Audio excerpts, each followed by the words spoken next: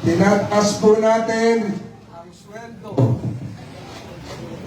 Tinataas po natin ang sweldo ng lahat ng manggagawa dito sa Metro Manila.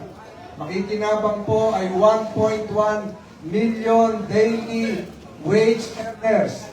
Tinataas po natin sa isang kasaysayang 85 pesos increase. Pinakamataas po yung 85 pesos bawat araw para sa manggagawa sa pribadong sektor. Ang pagtaas po ay ibibigay sa dalawang hulog.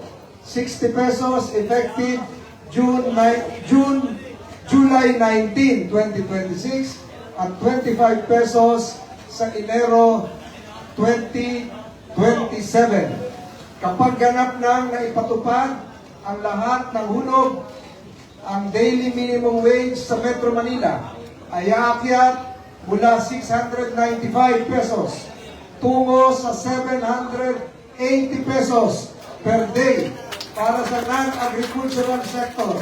Para naman sa agricultural sector, service and retail establishments, kagaya po dito sa pumapalibot sa palengke ng Malabon, na may empleyadong 15 o mas mababa, at manufacturing establishments sa Metro Manila na may empleyadong mas mababa sa 10 trabahador. Ito ay tataas mula 658 tungo sa 743 pesos.